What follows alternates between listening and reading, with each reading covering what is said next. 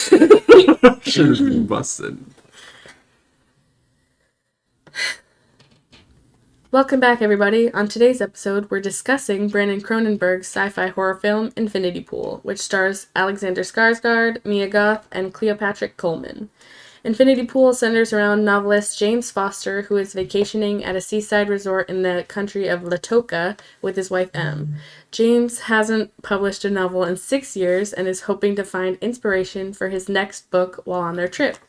While walking along the beach, James meets a fan named Gabby, and he and his wife later agree to join Gabby and her husband for a countryside picnic, despite being warned to stay within the resort. That night, as they are returning from their forbidden adventure, James accidentally runs over and kills a local man, a crime that is punishable by death in the country. However, Lautoka has a unique justice system that offers rich tourists a way out. Pay a significant fee to have yourself cloned and observe as your duplicate is killed in your place. What follows is the most demented vacation imaginable. Guys, I've got a feeling we're not going to see eye to eye on this one. What were your thoughts on Infinity Pool? Bobby, you want to take this one? I would love to take the reins on this one. I thought Infinity Pool was a very bizarre movie. It's very weird, and it kind of really leans into that weirdness a lot. It takes a lot for a movie to actually like skeeve me out, but there's one scene, I'm sure you guys are thinking of the same one, that it was just so bizarre to me. I wonder if it will be the same one I'm thinking of. The orgy? Yes, but it wasn't the stuff oozing out of the nipple. Yes, yeah. It was like, it looked like dirt or like mud coming out, and I did not. Horrifying. I did not like that. It was muddy nips. It was really it skeeved me out. Yeah, it was gross. And overall, it's like a very artsy movie. I think at some points it does come off a little bit like pretentious in the way it's presented. Maybe that's just the way I saw it, but I still like the movie. I didn't think it was bad. What about you guys? I feel like I liked, like, the beginning was cool. I feel like I could like the concept, and I feel it had such like great potential to be something way cooler, but then it was just so fucking weird. Like, So it was too weird for you. It's hard to say because I'm a very weird person and I like weird shit, but I'm just like, what the fuck was I watching? You draw the line at Infinity Nipples. There was no vampires in it. That's why she didn't like it. True. No, it's just, like, nice vacation getaway. Try to get inspo for your next novel. Great. And then the whole cloning process is very weird to me, and how they make you watch, I don't understand it, because obviously they say it's like justice. The person that he killed, his brothers, were going to come and execute the clone or whatever. Yeah. His family sitting in the front row. The firstborn son. Yes. Yeah. To watch it occur. You can't see the same motherfucker sitting in the back row. Like, you obviously it's not him, so that doesn't make any sense to me. How is that justice if you're just like watching a fake person be stabbed to death? And it does bring me to that point where when they're in that group that have all been cloned at one point in time, because they go back every year. Yeah. When that one guy was like, did you ever consider, like, maybe we're the swapped version? And I'm like, how would anyone ever know that? You could just be, like, a weird clone. And I did think that happened to him in the beginning. Because he was, like, smiling, watching himself being stabbed to death. So I'm like, the real person, like, the real human being is being murdered. And, like, nobody would ever know. That's a fascinating point. None of you thought that? Well, I it does like try to make you think that a little bit. I agree. Do you think that you would be like smirking as you're watching a clone of yourself being stabbed to death? No. I don't. Yeah, like, it's just a weird reaction to me. I don't like. It's just weird. Well, he was smirking. I believe the way I read it is because the whole movie is sort of about his rebirth in a way. He's kind of a loser. He's he's a writer whose book sucked and wasn't successful. Yeah, book. Singular. It's been 6 years since he wrote that book. Nobody read it. Nobody cared. By his own admission, it was terrible. He's his wife has all the money. He doesn't make money. He's mooching off of her basically, and he's in this place in this position where he can watch that version of himself die, and he can tap into something more primal and have control. It's almost like satire of like toxic masculinity in that way. I do agree with you, but at that point, I don't think he was, because he had then gone on those weird fucking outings with Gabby and her husband and that whole group, and that's when she was just like, "You have to do this in order to like Yeah, she's kind kill of pushing the him. yeah." Yeah. So I feel like at that when he watches his clone die for the first Yeah. time, that wasn't going through his head. So I'm just Maybe wondering. he was thinking. Maybe he was had Maybe he had was, like like, rumblings of those excited feelings that he was without cheating fully death. I don't know. going into it. As for the weirdness of the movie, Brandon Cronenberg's other movies, Antiviral and Possessor, are also both very weird. And his dad is David Cronenberg, who made like The Fly and Scanners and Videodrome. So they're very. I unfortunately weird. can't say that I've seen any of those that Well, you've just mentioned. We should get on that as soon as possible. But they're all very weird, bizarre sort of movies. So this really falls in line with that. Going back to, you were talking about how would you know if you were the clone or if you were the original or whatever. And I think that's like a huge part in the movie where like they don't really even care if they are a clone of the original, because they said that the clone has all the same memories. It's basically Right. like an exact Yeah. copy. So, I mean, even if you were the clone, you'd have no idea. You would think that you were the original. And there's a couple movies that have like ideas like this. And there's the scene where they tell James that they're kidnapping, what was it, the chief, like the police chief or whatever. Yeah. And they come out with a guy with a bag over his head and they start beating the shit out of him, and James starts pissing on him, and one of the other guys starts peeing on him. And then they take the cloak off his head, and it's like a copy of James, like it's another clone of him. And this like really freaked him out and like psyched him out, and he ran to his room and like started like locking the door, freaking out. And they're like pointing up at him through the window, laughing, and like with their creepy mask on. Love those masks, by the way. They're very cool. Yeah. Yeah, basically, like, making him feel like a bitch and then being like, why are you acting like a bitch? Like, what? Well... And I think the whole like idea to this movie is like, if there was anything like this in real life, people would feel basically invincible, like they could do literally anything and get away with it. And Well, they do. That's why they go back every year. right, exactly. And they're tourists in a country, and it's kind of like, they just get to basically have free reign and do whatever Yeah. they want. Yeah, that reads as a satire to me too. Of wealthy people can Yeah. do whatever they want and get away with it. There's Yeah. no real punishment for the crime. Also, I feel like the country at one point would be like, nah, you're not gonna be here. But they're putting so much money into the country Flag because they have to the- pay so much money That to one have this scene, happen. where they're like, what did they do? They broke in, they like threatened one of the police officers or something, and they had like a gun to his head, and then they got arrested afterwards, obviously. And they were like, we're not going to tolerate this. We're going to have to like make a showing or something. And then it like shows them all lined up about to be executed, and then people start clapping, and it's them in the stands watching Yeah. the execution. It's just like, that was such a cool scene just to show like, they really do have like so much power just because they have money. Yeah. They can get away with literally like anything. I actually thought it was really... I thought that they were actually gonna be executed. So I'm like, finally they're like meeting their fucking... Yeah, what they deserve. it was very funny when it like panned and And you're was like, the God damn it, they yeah. didn't really die. Yeah. Damn. I think the entire movie kind of has an undercurrent of this really dark humor that doesn't always land for me, but when it does, it's very funny. And it's unapologetically mean in that humor and and its message.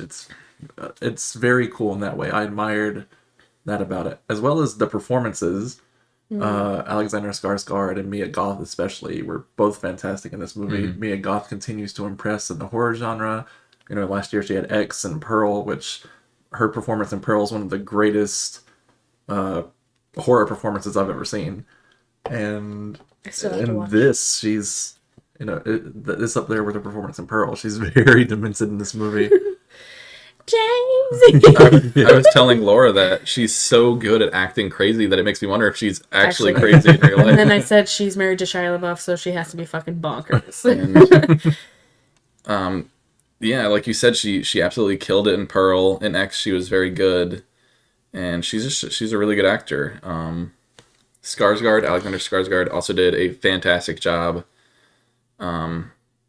It really does a good job of making you feel almost bad for him, but at the same time, he's such like a piece of shit that it's hard to feel bad for him.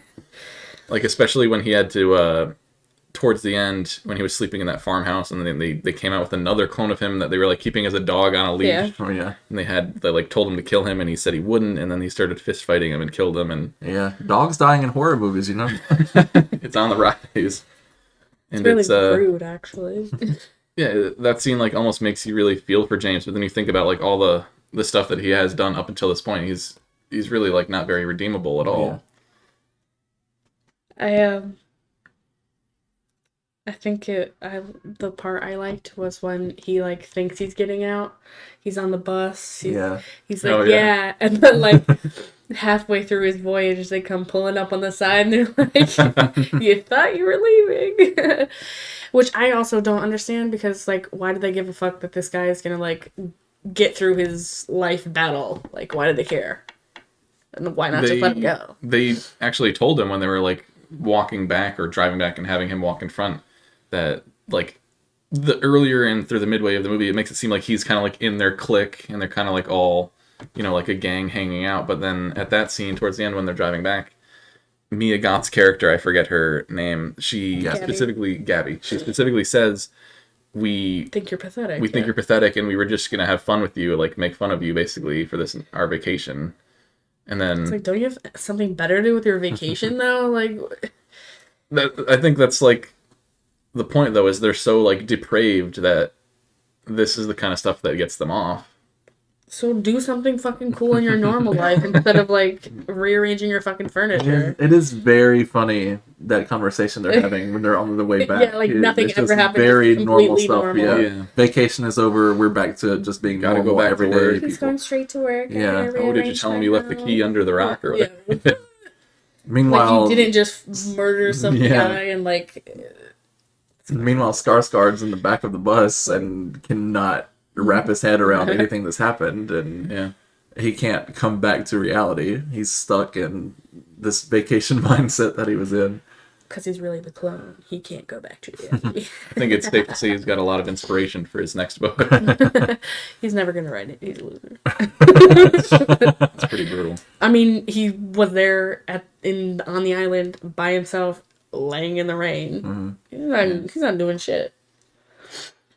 So like Kurt was saying, like a big theme in this movie seems to be like rebirth. Obviously it's called Infinity Pool, and like, you make a clone of yourself and you can keep on living while that clone gets killed or whatever. So I guess that's kind of pretty on the nose. But the ending scene where he's like at the airport waiting and it gets so loud and it's like almost like shell shock, and then it shows that he's sitting there alone. He's obviously been waiting there for a long time, and then he goes back to the resort. What did you guys think of the ending? Like, what was your takeaway from that? Could he not handle reality? Do you think that he just rather would live in a society like that? Yeah, It's not like he can really clone himself again, because it's not like M's going to keep sending him money. So I think it really does just come down to that he can't handle going back to reality because he's a loser. He doesn't have anything. Everything he has is his wife's. Right. And they're on the rocks. That's not going to work out. Everything that he was what he saw in himself while he was there. And going back to the real world, the other people who went back, they Already all had had lives, they yeah. had success, they had power, they had wealth. He doesn't have that. So He's gonna wait on the island until they come back the next well, it year. was like monsoon season. You saw Yeah. rain dumping on him. So there was one scene where James is like sitting in like a lawn chair, chilling out, smoking a cigar or something. This is right after M left. And what's Mia Goth's character's name again? I'm sorry. Gabby. Gabby comes up and is talking to him and basically tells him that M is like the type of woman that like just likes to manipulate you and like wants to make you feel like you're not powerful. And she's like, you've got to take your power back, and sometimes that requires blood. And like obviously, it's foreshadowing that he's gonna, kill himself basically. She's saying the wife his is clone. manipulative while she's manipulating. Yeah. Speaking of blood, at that scene where he does have to fight himself, who is a dog version of himself. Woof. That was brutal, by the way. that He fight comes scene. up with his bloody hand, and then she smears it from his hand onto her titty, and then he sucks on it like he's nursing. And the funniest part, I don't know if you guys like noticed it, but Alexander Skarsgård lips when he was like fake nursing on her titty. He's like, You were it was you were really dialed in on this titty fucking war. it was the weirdest thing, and he was like whimpering while like- sucking He's like on her a titty. baby. Exactly. It's like the Yeah, whole I rebirth. get it, but I'm saying it's fucking weird. It is weird, and it is Why are funny. you sucking and I feel on a like they bloody all pig? knew that it was funny. Yeah. I don't know how they filmed that. That fight scene between him and himself was brutal. Like when he's punching him, he literally like punches his eyeball Like out. through, yeah. I guess he was really fucking done with his own shit. He's like, wow, I'm such a fucking loser. I need to beat the shit out of myself. I think for all of the things I really admire about Infinity Pool, I kept coming back to this hollow feeling. Like, it felt cold and disconnected for me in a way where, while I thought the things that were happening on screen were cool and, very stylistic, I just wasn't connecting with it, really. Yeah. It wasn't, resonating with me very much. And so there were times while I was watching the movie where I was like, I don't know if as much as I admire it, I don't know if this is something I ever need to watch again. Oh yeah. And at one point I was like, I don't even know if I'm like having a good time watching this. And so I wasn't really prepared to give it a very high score. And then as the night went along, I kept thinking about it. Yeah. And all throughout today, I've been thinking about it. And it's just growing and growing and growing on me. Because it's just so, out of left field. It reminds me a bit of, like, Stanley Kubrick films, like The Shining and A Clockwork Orange, and that you just feel very cold and disconnected. And, the characters are doing horrible things. You can't, there's no emotional connection because you don't relate to these people. But it just grows on you, and it's so well made.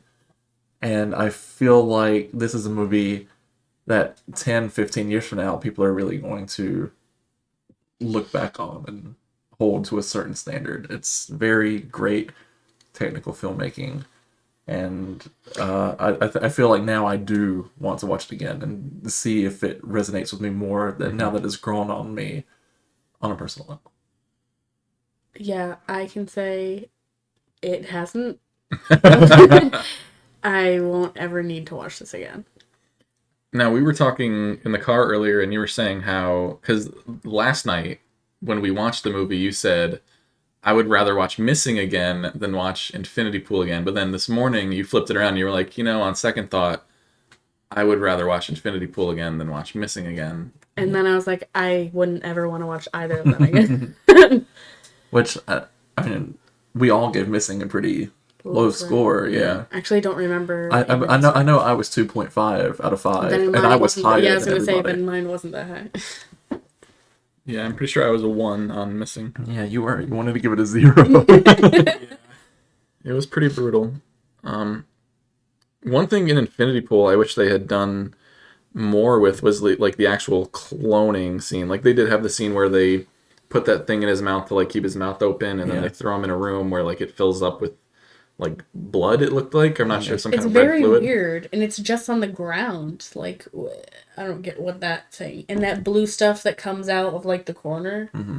I feel like they don't really go into detail on the actual Yeah. cloning process. It's just Yeah, that's what I'm saying. I wish that we had a little bit more, visuals as far as it goes with that, because we really lift with our imagination there, which in some cases could be good, but I really wanted to see like how they went about doing it. Obviously this is like a fictional thing. You're not just gonna clone a person exactly and keep their memories and everything. Yeah. So, but it still would have been cool to see some kind of example of how it's done. I'm curious how much we didn't see, because I was reading earlier that Infinity Pool was initially rated NC-17, and they filed an appeal for it, against it, and the MPA kept the rating. They were like NC-17, so they had to do re-edits to get it down to a rated R film. So I'm curious, as brutal and graphic as the film is, what was left on the cutting room floor. Yeah, can they ever like show that footage or no? If there's ever like a director's cut or something, I'm sure. Yeah, there's a lot of nudity, a lot of violence. That 5-minute pointless Orgy orgy scene. I don't know if it was pointless, but it did seem like it kind of overstayed its welcome a little bit. There's no need for it to be as long as it was. Like, I don't know. Did it make you uncomfortable?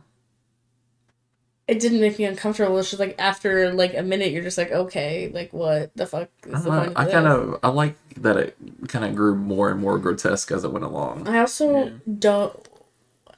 they don't tell you that it's gonna have like the flash. Yeah, like the strobing lights. And Yeah, stuff. until You already right before, paid for yeah, the ticket. literally right before the movie starts. Yeah. You watch all the previews, everything, and then literally the second before the movie starts, oh, well, if you have epilepsy, Yeah. this is probably the best for you. And it's not like it's all throughout the movie, but there are a couple of scenes where it's There's really flashing. Yeah. I was like, this is going to be one hell of a way to find out that I have epilepsy. Yeah, fair warning to any of you listeners who have any kind of photosensitivity issues, because Yes. like Kurt was just saying, I mean, we obviously don't have anything like that, and even we were just like, this is a lot. Like, it's very intense, lots of bright flashing colors, and I kind of wish I knew what that drug that they were taking was. They were like lighting a branch on fire. Yeah, some kind of root.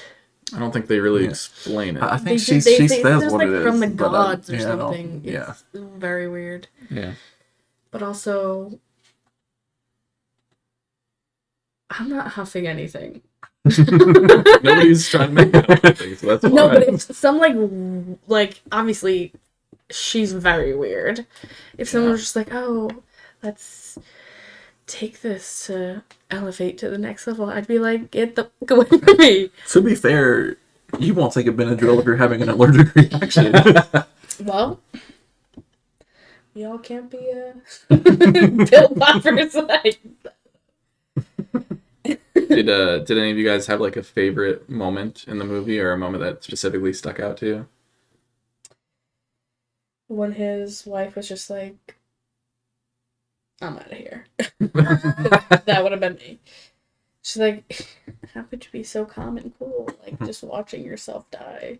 Which, Like to a me robot, is, she said, right? Yeah, very fucking weird. And his response was like very robotic to it too. Like he, I'm going downstairs to find my passport. Yeah. Which he had hidden. But Yeah, like, what? yeah. I do want to know, like, did he not want to leave just solely based off of that one experience he had with Gabby and... Yeah, that's the way I read it, was that he felt something that he doesn't feel in the real world, and he wasn't ready to let it go yet. He ran someone over. And got away with it. Yeah, that's crazy. I'd be sobbing to, like... It's just weird to me that someone could, like, just take a life and be like, well, oh well. yeah, if you got enough money, you can get off the hook. As for favorite scene, I don't really know if one moment stands out more than the others to me, but I did really like a scene toward the end before the gang like catches back up with him. He's like he's been shot and he's lying in bed and he's like dreaming, and they're having these crazy like hallucinations. Yeah. And he sees the oldest son of the man that he accidentally killed, and his face just turns into so like wide-eyed and demented, and then they start like pulling his like That was face very apart. cool. I really loved that. And we mentioned it where he's beating the dog clone version of himself to a bloody pulp was very cool, very gnarly. And Laura mentioned earlier when the bus is pulled over and Mia Goth is like, James, what are you doing, you big baby? Yeah, It's so funny. whiny, so aggravating, that voice. Wow. She No, does at such a good that job, when she's Mia Goth. yelling James, that's her voice during the whole film was fine, but just that one scene where she's like, James. Yeah, I I hate love it. it. I'm gonna I say, hate it. if anybody has that name that I'm talking to, I also, that scene that you were talking about where he had already been shot and he was like having all those wild dreams is when the person choking him out became M, yeah, his wife. Yeah. And I thought that was pretty cool. Yeah. It's like, could you imagine if like all this is really happening and she actually like stayed on the island? Mhm. She's like I think it was like symbolic of the power that she had over him. yeah. But I thought I really that's cool. liked that scene also where it was the oldest son of the family of the guy he ran over, and the head is just like splitting open. It reminded me of you remember in Smile, that one scene where it's like the psych patient, and it's like obviously she's having a hallucination or something, and he just starts like ripping his face open. It was Yeah. so cool. I thought that was really cool. And another scene that I thought was like very like somber was when he had the 3 urns and he's packing them away in his luggage. It's just like, yeah. I thought that played so hilariously for me. Yeah. Just No, the fact that he gotta did make that sure more than these one are time. safe. Yeah. That was so funny to me. so I gotta ask, I think Laura already pretty much answered, what she thought about this, but do you guys think that at the end of the movie it's the same James at the beginning of the movie, or do you think it's a clone or a replicant? I think it's the same James. I think that he didn't want to go back to the real world. He couldn't go back to the real world because he had a taste of being something more than himself. I think it's the same one. In the beginning, after the first clone dies, that's what I thought, that it was, they switched out the real James for the clone, and that's why he's like smirking. But towards the end, realizing how pathetic he actually is, I think it's the real. Right, but the clone would have had those same feelings and emotions as That's well. true. Yeah, But I'm also with Kurt. I think it's the same James beginning to end, and it was the clones who were killed off. Well, as soon as this is streaming at home, we're gonna get so many YouTube videos. Of, James was actually a duplicate. People are gonna this do a is deep how dive. deep They're gonna pull dive. out. There's gonna be like one scene where he's got like a nick on his ear, and be like, Yeah. "It wasn't the same Yeah, James." it's gonna be like Inception with the spinning top. It actually, how during that scene where they did bring in the chief officer with the thing over his head, and she's like, "Oh, we were just messing with you. We had the people make an extra clone." I'm wondering, they took their money to pay to make extra clones just because they thought this guy was so pathetic. And also, how'd that work? Because didn't they have to have him come in with like all this stuff on and like put him in the chamber? Maybe to after maybe one you time do it once and you you're can done. just yeah, pump But him then out why like would- good factories. But I'm wondering why they would all be in that room with the white gowns on again.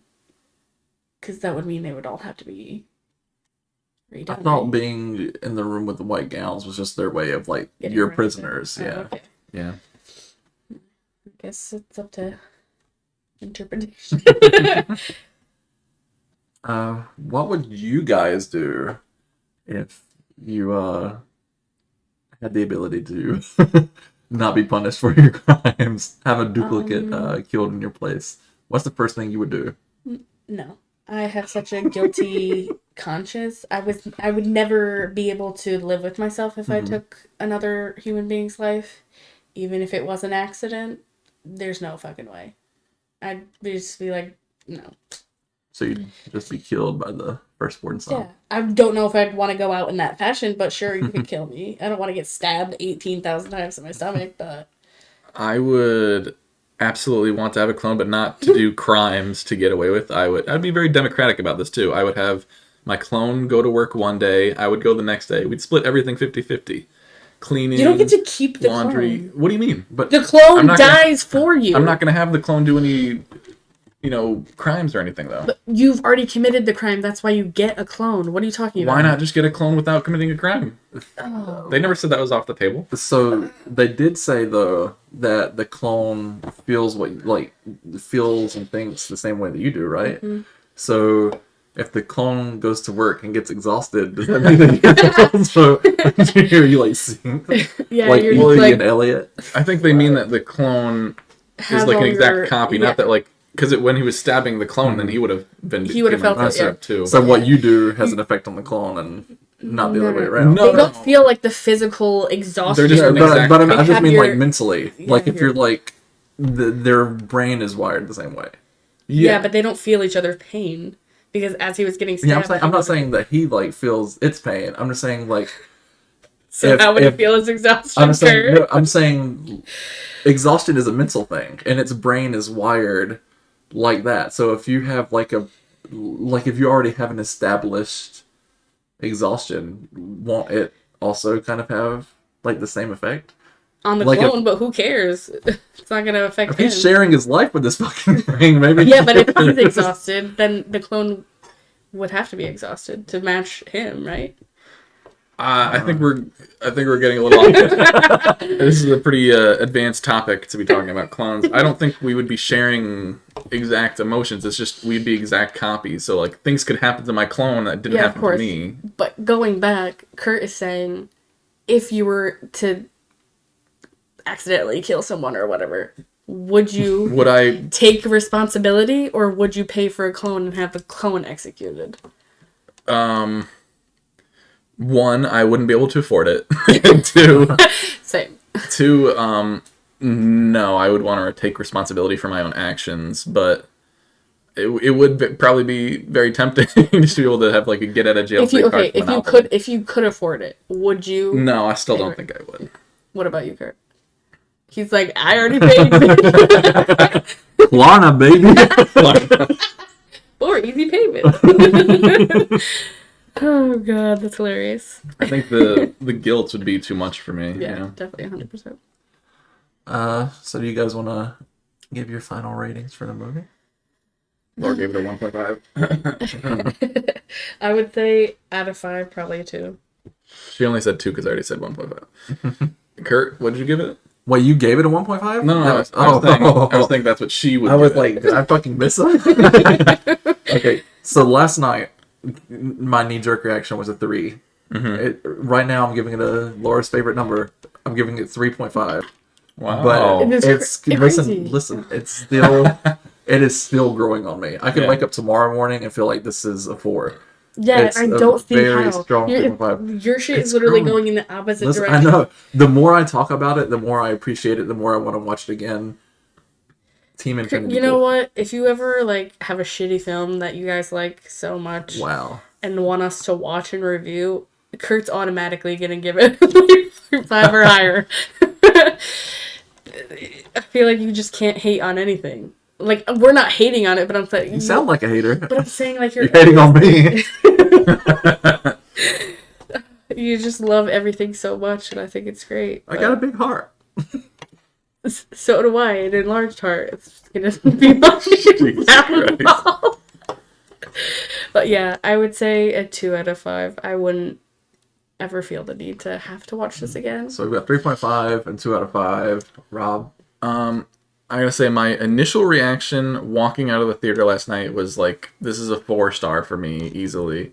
But Now it's a 5. thinking back on it, I had the night to think about it, and I really do like the premise of the movie. I do feel like they could have done more with it. I feel like the actors did a fantastic job. I'm gonna give it a 3.5. I think it's a very solid movie. I think it was very weird, very brutal, very fun. Just the fact that you said after last night you'd give it a 4 is Yeah. baffling to me because you said you would never want to watch it again. Yeah, I mean, How do you give something I could- such a high rating? I and could be give like, something "Ooh, a 5 and then never want to watch it again. That's I true. mean, That's weird. That's true. Like Citizen Kane is like considered the greatest movie of all time. What is that? I've watched it once. What is that? Never heard of it. Maybe one time or one day I'll be on your guys' Wavelength. but Maybe. I mean, you gave Plane a 3.5. Yeah, maybe you're just into action movies. I do like action films, but I also like weird sci-fi shit too. What are we watching next week? Knock at the Cabin. Knock They at the better not fuck it up. Yeah, based on Paul Tremblay's novel Cabin at the End of the World, which was a better title. Kurt and I have read the book, so we're gonna be like pen and notepad. This wasn't right. This wasn't right. Robert, it's probably better off that you're going in blind because you don't. It's have better for anything the podcast for sure that he's to going compare in it blind. to. Yeah. So. Yeah, I can't wait. Dolby Cinema. We're gonna have Oh yeah, we get the chairs. reclining It's gonna be a great time. Yeah, I hope it's great. I hope they do it justice. You got Dave Bautista Yeah, coming in after hot, us. literally Yeah, movie Grint. after movie. Yeah, Yeah. Rupert Grint's in there. I'm very excited for Batista after Glass Onion. He was so funny in that movie. I'm sure he's not funny in this movie. Right, yeah. More serious. Definitely for sure. Yeah, it's But just gonna be. it looks like it's gonna it's gonna be promising. a good one. All right, so make sure you tune in next week for Knock at the Cabin, and also make sure to tune in on Wednesday for The Last of Us episode 3. Yes, good things coming. All right, thanks for listening, guys. Bye. You didn't say